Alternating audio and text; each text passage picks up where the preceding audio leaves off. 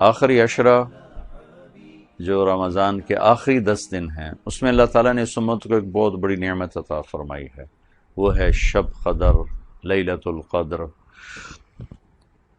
لیلۃ القدر خیر من الف شہر، یہ وہ رات ہے جو 1000 مہینوں سے بہتر ہے۔ تو برابر نہیں، 1000 مہینوں کے برابر نہیں، 1000 مہینوں سے بہتر ہے۔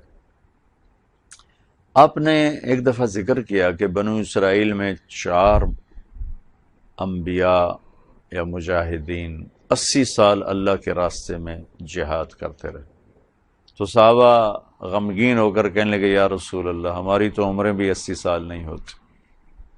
تو اللہ تعالیٰ نے فوراً یہ صورت اتاری۔ اس امت کو اللہ نے عمر تھوڑی دی ہے اور اعمال بڑے قیمتی دیے۔ پہلی امتوں کی عمریں لمبی تھیں اور عمل اتنے بڑے قیمتی نہیں تھے۔ پہلی امتوں کے لیے ہے من جاء بالحسنۃ فلہ عشر امثالھا، ایک نیکی کرو گے 10 ملیں گی۔ یہ انٹرنیشنل لا ہے، آدم علیہ السلام سے لے کر ہمارے نبی تک۔ جب یہ آیت اتری من جاء بالحسنۃ فلہ عشر امثالھا، تو ہمارے نبی تو رحمت للعالمین ہیں، امت کے لیے سب سے زیادہ رحمت ہیں۔ تو عرض کی یا اللہ زد امتی، یہ تو ساری امتوں کا آپ نے قانون مجھے دے دیا، میری امت کے ساتھ کچھ خصوصی معاملہ کیا جائے۔ دوسری آیت آئی من ذا الذی یقرض اللہ قرضا حسنا فیضاعف له اضعافا کثیرا، چلے ہمارے حبیب ہم کئی گنا کر دیتے ہیں، جو ہمیں قرضہ دے گا ہم کئی گنا کر دیں گے۔ یا کئی گنا میں وضاحت کوئی نہیں تھی کتنا، تو ہمارے نبی نے عرض کی یا اللہ زد امت، یا اللہ تھوڑا اور زیادہ کر دیں۔ تو حبیب اور محب تو پھر اللہ اور اس کے رسول ہیں۔ اچھا میرے حبیب یہ لیجئے مثل الذین ينفقون اموالهم فی سبیل اللہ کمثل حبۃ انبتت 7 سنابل فی کل سنبلۃ 100 حبہ واللہ یضاعف لمن یشاء واللہ واسع علیم۔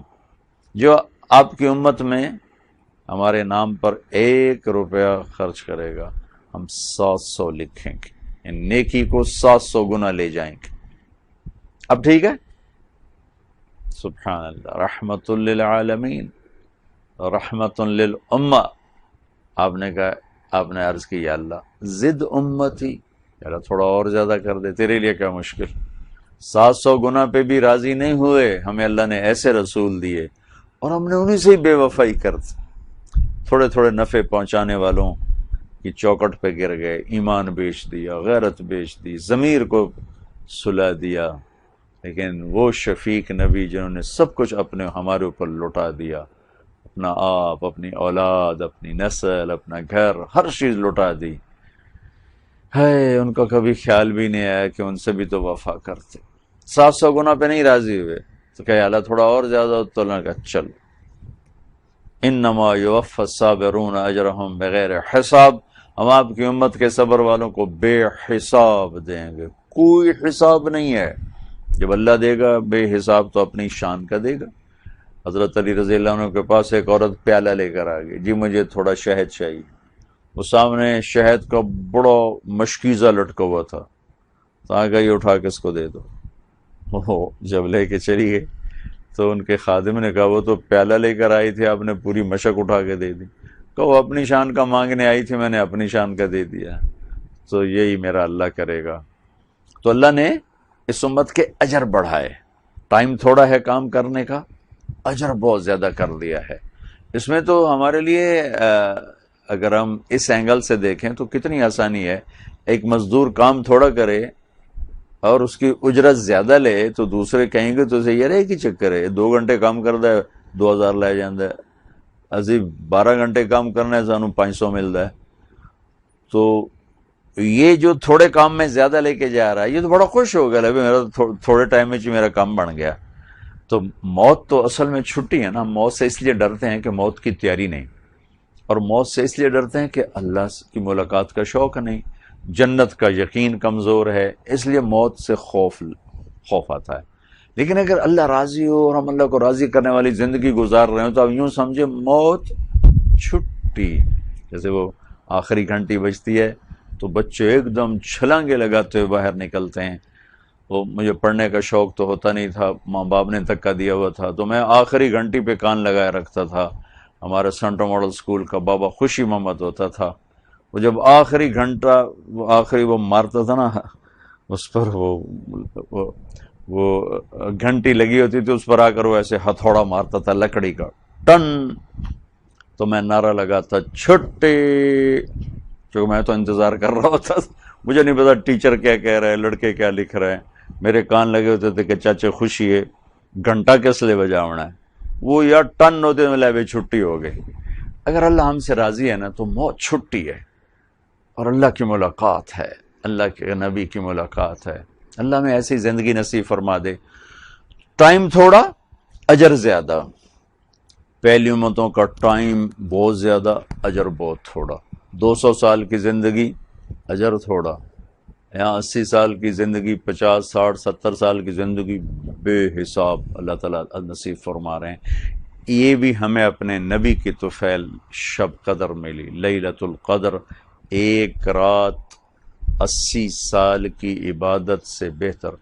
پہلی امتیں 80 سال عبادت کر کے جہاں پہنچیں گی، یہ امت ایک رات گزار کے وہاں سے آگے چلی جائے گی. تو اس رات کو ضائع نہ ہونے دیں.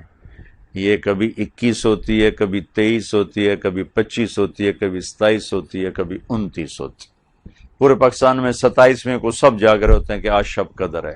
ہو سکتا ہے وہ شب قدر ہو سکتا ہے، لیکن یقینی نہیں سمجھنا چاہیے. آج کل تو راتیں بڑی چھوٹی ہیں. ہم تراویح سے فارغ ہوتے ہوتے ہمیں 11 بج جاتے ہیں، اور 2:30 بجے سحری شروع ہو جاتی ہے. تو بیچ میں تو ٹائم ہے 2-3 گھنٹے کا ہے. تو اگر ہم سارے یہ جاگ لیں، اور ہماری نوجوان نسل تو آج کل ویسی راتوں کو جاگتے ہیں، یہ رات کو جاگ لیں، تھوڑے سے نفل پڑھ لیں، تھوڑے سے قرآن پڑھ لیں، تھوڑا سا ذکر کر لیں، تھوڑی سی دعا مانگ لیں، اور ساری رات ان کی قیمتی بن جائے گی. یہ 5 راتیں اگر آپ جاگ لیں، 21 23 25 27 29، ان میں سے ایک رات ضرور شب قدر ہے. وہ ایک رات آپ کے لیے 1000 مہینوں سے بہتر ہے. میں جب 3 چلے لگا رہا تھا 1971 میں، تو رمضان آ گیا. ہم پیدل چل رہے تھے ادھر بارڈر کی طرف، قصور سے آگے. مجھے شوق ہوا کہ شب قدر مل جائے مجھے شب قدر. میں نے پہلے رمضان سے مانگنا شروع کیا، یا اللہ میں پیدل سفر کر رہا ہوں، یہ 5 راتیں مجھ سے نہیں جاگا جائے گا. جس رات وہ آنی ہے نا، مجھے تو اٹھا دینا، تیری بڑی مہربانی. تو ایک گاؤں تھا راجوال کے قریب. راجوال ایک اڈا آتا ہے قصور سے دیپال پر جاتے ہوئے، اس سے اندر کی طرف 8-10 میل ہم ایک گاؤں میں تھے. تو اس پورے علاقے میں ہمیں بڑی گالیاں پڑی. اوے وابی آ گئے، اوے نبی دے گستاخ آ گئے، اوے انہوں کٹ دے، اوے کافر نے، اوے انہوں دی گل نہ سنو. ہر جگہ بڑے عجیب و غریب معاملے دیکھے. تو میں رات سویا ہوا تھا، دسمبر میں رمضان تھا. ٹھیک 12 بجے کسی نے میری رضائی اوپر سے کھینچی اور مجھے اٹھا کے بٹھا دی. میں یوں ہو کے بیٹھا، رضائی وہ ہو گئی، میں ایسے. میں کہ میں نے کیا اٹھایا؟ میں ادھر ادھر دیکھا، سارے سوئے پڑے. میں کہ یہ میرے ساتھ کیا ہوا ہے، مجھے کس نے اٹھا دیا؟ کوئی بھی نہیں. میں نے پھر رضائی اوپر لی اور لیٹ گیا. جو میں نے سرانے پہ سر رکھا، مجھے یاد آج تو 21 کی رات ہے، تو مجھے کرنٹ لگا. میں اٹھ کے کھڑا ہوا تو سامنے گھڑی پہ 12 بج رہے تھے. تو مجھے نہیں پتا کہ وہ شب قدر تھی یا میری وہ دعا کی قبولیت تھی، لیکن جو میں پچھلے دنوں مانگتا چلا آیا کہ یا اللہ مجھے بس شب قدر میں اٹھا دینا. 5 راتیں نہیں اٹھا جاتا، پیدل سفر ہے، روزہ ہے، اور آگے لوگ بھی ایسے بھائی مل رہے ہیں کہ مسجدوں سے دھکے دے کے نکال رہے ہیں. تو وہ میرے ساتھ یہ ہوا، واللہ عالم وہ تھی نہیں تھی، یہ میرا کوئی دعویٰ نہیں ہے.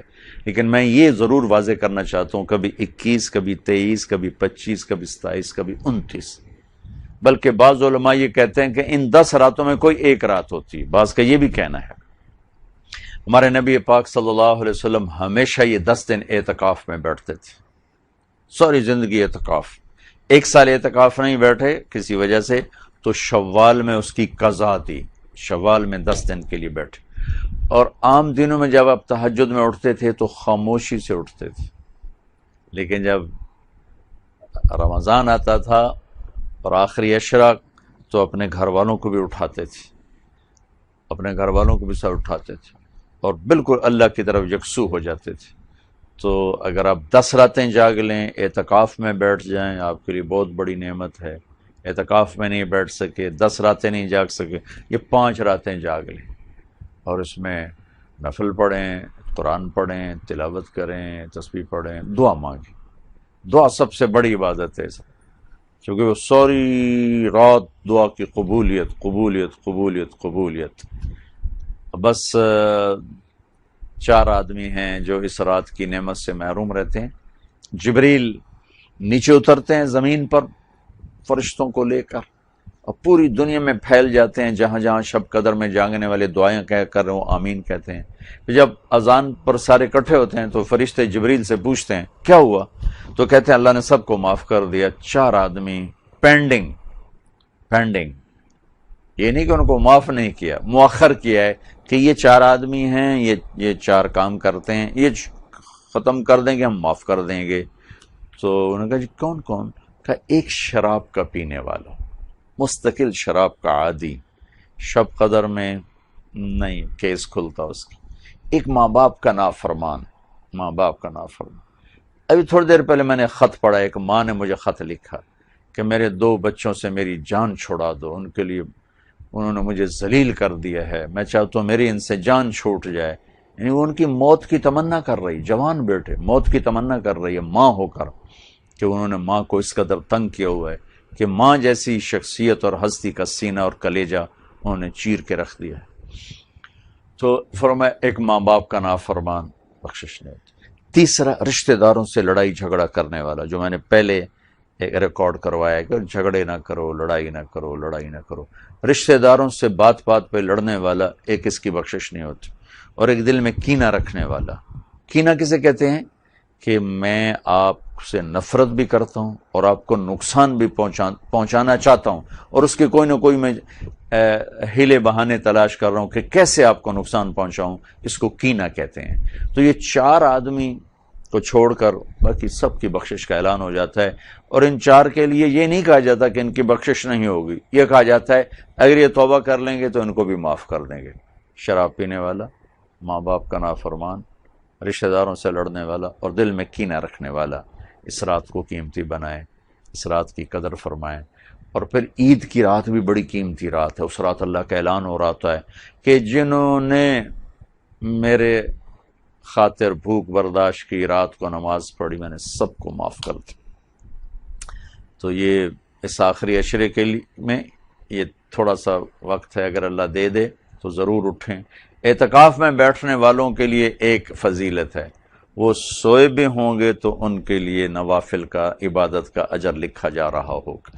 باقی میں گھر میں سوؤں گا تو سونے کی بات ہے، نفل پڑھوں گا تو نفل لکھے جائیں گے، لیکن اعتکاف میں بیٹھنے والا یا بیٹھنے والی عورتیں گھر میں اعتکاف بیٹھ سکتی ہیں، ایک کمرہ مخصوص کر لیں تو وہ سو بھی جائیں گی تو ان کے لیے نیک عبادت کا اجر لکھا جائے گا۔ اللہ ہمیں شب قدر کو ڈھونڈنے کی توفیق دے اور اس کی رحمتیں برکتیں اللہ تعالی ہمیں نصیب فرمائے۔ السلام علیکم۔